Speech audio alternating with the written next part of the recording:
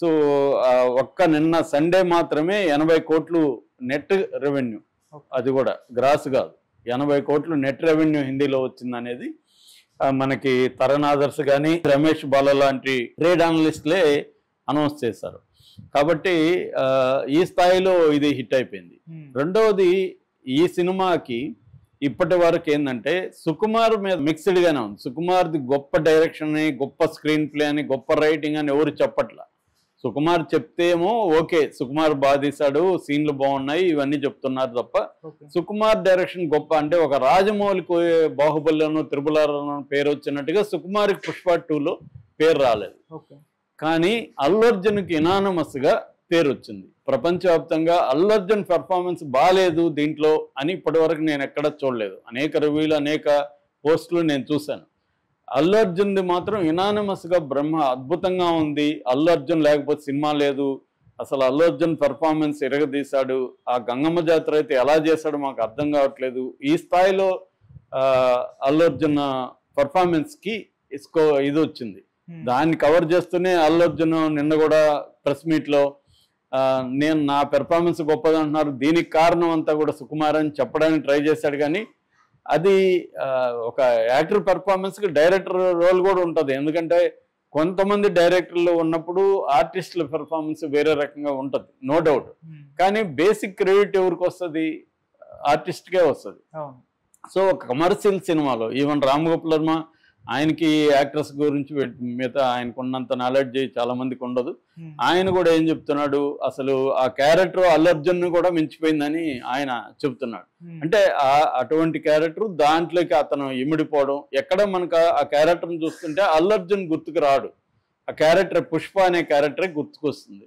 So అలాగా అతను ఒక వికలాంగుడిలాగా, ఒక భుజం తక్కువగా ఉండడం, అతను చేసే ఒక కుంటికాల్లాగా యాక్ట్ చేయడం, ఇదంతా కూడా ఏంటంటే మామూలుగా.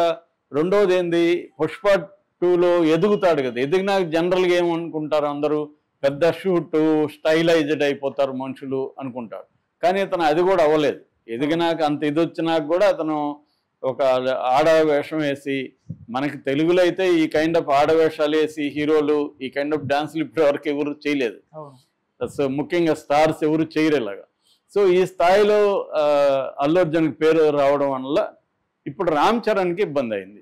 ఎలాగా, రామ్ చరణ్ని చిరంజీవి ఒక గ్లోబల్ స్టార్ లాగా, పాన్ ఇండియా స్టార్ లాగా ఎస్టాబ్లిష్ చేయడం కోసం చాలా ప్లాన్డ్గా చేసుకుంటూ వెళ్తున్నాడు. త్రిపులార్లో కూడా మనం గమనిస్తే జూనియర్ ఎన్టీఆర్కి తక్కువ స్క్రీన్ టైం పెట్టారు, ఇతనికేమో ఫుల్ స్క్రీన్ టైం, ఎక్కువ స్క్రీన్ టైం పెట్టారు. దాంట్లో క్యారెక్టర్లో కూడా అతను గైడ్ చేస్తే జూనియర్ ఎన్టీఆర్ క్యారెక్టర్ అతన్ని ఫాలో అయ్యే క్యారెక్టరే దాంట్లో. కాకపోతే జూనియర్ ఎన్టీఆర్ పెర్ఫార్మెన్స్ వల్ల జూనియర్ ఎన్టీఆర్ పేరు వచ్చి ఉండొచ్చు. కానీ సినిమాలో మనం design of the both characters చూస్తే జూనియర్ ఎన్టీఆర్ కంటే కూడా రామ్ చరణ్ క్యారెక్టర్కే డిజైన్ కానీ, స్క్రీన్ టైం కానీ, డామినేషన్ కానీ అన్నీ కూడా ఆ క్యారెక్టర్కే పెట్టారు ప్లాన్డ్గా. ఎందుకంటే అది చిరంజీవి ప్రొడ్యూస్ చేసిన సినిమా, పేరుకి దానయ్య పేరు ఉండొచ్చు కానీ చిరంజీవి డబ్బులు పెట్టాడు అనేది అందరికీ తెలుసు. రెండోది, రాజమౌళి ప్లాన్డ్గా నిజానికి అతను సీతారామరాజు క్యారెక్టర్, అల్లూరి సీతారామరాజు క్యారెక్టరు వేస్తే అతన్ని ఏదో రాముడిలాగా డిజైన్ చేసేస్తాడు, మొత్తం శ్రీరాముడిలాగా. అంటే నార్త్ ఇండియాలో శ్రీరామ కల్ట్ ఎక్కువ ఉంటుంది కాబట్టి ఆ డిజైన్ చేస్తే వాళ్ళంతా కూడా ఇతను శ్రీరాముడేమో అనుకొని దాన్ని అతన్ని ఓన్ చేసుకున్నారు.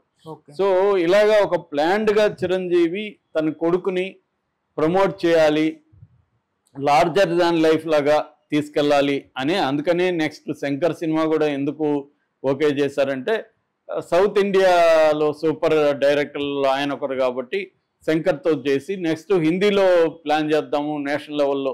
అంటే ప్రభాస్ ఎట్లయితే తన కెరీర్ పాన్ ఇండియా, ఒక తెలుగు సినిమా, ఒక కన్నడ సినిమా, ఒక హిందీ సినిమా ఇలా వెళ్తుందో, అలాగే రామ్ చరణ్ది కూడా ఒక తెలుగు సినిమా, ఒక తమిళ సినిమా, ఒక హిందీ సినిమా ఇలా వెళ్దాము అన్న ప్లాన్లో ఉన్నట్టుగా కనబడుతుంది. అయితే ఇప్పుడు ఏమైంది, హిందీ వాళ్ళకంతా అసలు ఇలా ఇతను కదరా ఉండాలి, మనకి అల్లు అర్జున్ ఉంటే మనకు భలే ఉంటుంది అనుకునే పరిస్థితి వచ్చింది. ఆల్రెడీ మధుర్ భండార్కర్ పెద్ద ట్వీట్ చేశాడు, ఈవెన్ మన సుకుమార్ కూడా ఫోన్ చేసి చెప్పాడు. సో అసలు మెస్మరైజింగ్గా ఉంది ఆ పెర్ఫార్మెన్స్ అని మధుర్ భండార్కర్ అన్నాడు, సంజయ్ లీలా బన్సాలి ఒక ప్రాజెక్ట్ అనుకున్నా అంట రామ్ చరణ్తో చేయాలి, అది మెగా ప్రాజెక్ట్ అవుతుంది, చాలా 400-500 కోట్ల ప్రాజెక్టు అనుకున్నారు. కానీ ఇప్పుడు పుష్ప 2 చూసినాక సంజయ్ లీలా బన్సాలి డైరెక్ట్గా ఫోన్ చేసి నీతో నేను సినిమా చేయాలని ఉందని అన్నాడు. మామూలుగా సంజయ్ లీలా బన్సాల్ అంటేనే హీరోలంతా ఆయన కోసం ట్రై చేస్తుంటారు, ఆయన డైరెక్షన్లో సినిమా చేద్దామని, హీరోలు కానీ హీరోయిన్లు కానీ.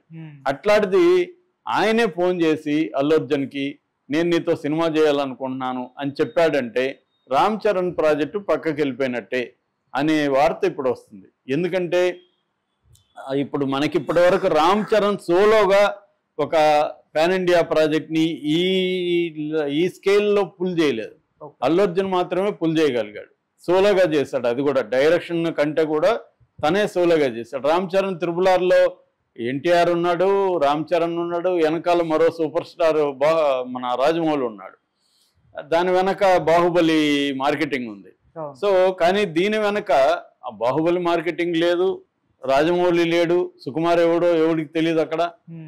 కాకపోతే పుష్ప 1 వల్ల కొంతవరకు తెలిసి ఉండొచ్చు, కానీ బాహుబలి మన రాజమౌళి రేంజ్లో సుకుమార్కి పేరు లేదు. సో అవేవి లేకుండా అల్లు అర్జున్ వల్లనే ఇది కావడం అనేది ఇప్పుడు సంజయ్ లీలా బన్సాలి ప్రాజెక్టు రామ్ చరణ్ నుంచి పోయింది అనేది ఒక వార్త వస్తుంది. అట్లాగే తమిళ డైరెక్టర్లు కూడా కొంతమంది ఈ శంకర్ తర్వాత మన కొంత సూపర్ డైరెక్టర్స్ ఎవరైతే ఉన్నారో వీళ్ళు లోకేష్ కనగరాజు లాంటి వాళ్ళు ఒక పాన్ ఇండియా సినిమాని రామ్ చరణ్తో ప్లాన్ చేశారని, అది కూడా వెనకబడిందని, వాళ్ళు కూడా అల్లు అర్జున్ వెనకబడే అవకాశం ఉందని చెప్తున్నారు. ఈ రకంగా ఛాన్సులు అనేవి రామ్ చరణ్ నుంచి అల్లు అర్జున్ లాగేసుకున్నాడు అని వార్తలు వస్తాయి. నిజానికి అల్లు అర్జున్ ఏదో ప్లాన్ చేసుకొని అతనికి ఇవ్వద్దండి నాకు ఇవ్వండి అని ఏమి అడగలేదు, అల్లు అర్జున్కి అవసరం లేదు, అల్లు అర్జున్నే వాళ్ళు వెంటబడుతున్నారు. ఎందుకంటే ఈ కైండ్ ఆఫ్ ఆర్టిస్టు మాకు కావాలి, ఈ కైండ్ ఆఫ్ మార్కెటింగ్ కూడా ఇప్పుడు, ఎందుకంటే అన్ని రికార్డులని బ్రేక్ చేసేసింది. 870 కోట్లు చేయడం 4 రోజులు అనేది మాటలు కాదు. రేపు వెళ్ళింట్లో 1000 కోట్ల క్లబ్లోకి వెళ్ళిపోతుంది. ఇది లాంగ్ రన్లో 2000కి వెళ్ళినా ఆశ్చర్యం లేదు. ఏదేమైనా స్పీడ్గా 870 కోట్లని ఇప్పటి వరకు ఏ సినిమా కూడా చేయలేదు. ఆల్రెడీ సింగిల్ డే కలెక్షన్లలో కూడా ఇప్పటి వరకు 4 రోజులు ఎవ్రీ సింగిల్ డే కూడా ఇంకే సినిమా చేయలేదు. టాప్ 10లో నెంబర్ 1లోకి వెళ్ళిపోయింది. దీని తర్వాత జవాన్ ఉంది. కాబట్టి అల్లు అర్జున్ వల్ల ఇప్పుడు రామ్ చరణ్కి ఇదైందని చెప్తున్నారు. రెండోది ఏంటంటే బెనిఫిట్ షో రద్దు కావడం అనేది ఇమీడియట్ ఎఫెక్ట్. ఈయన అల్లు అర్జున్ వల్లే అది కూడా జరిగింది కదా. బెనిఫిట్ షో రద్దు కావడం వల్ల రామ్ చరణ్ సంక్రాంతికి వస్తున్న గేమ్ చేంజర్ సినిమా మీద దాని ఎఫెక్ట్ ఖచ్చితంగా పడుతుంది.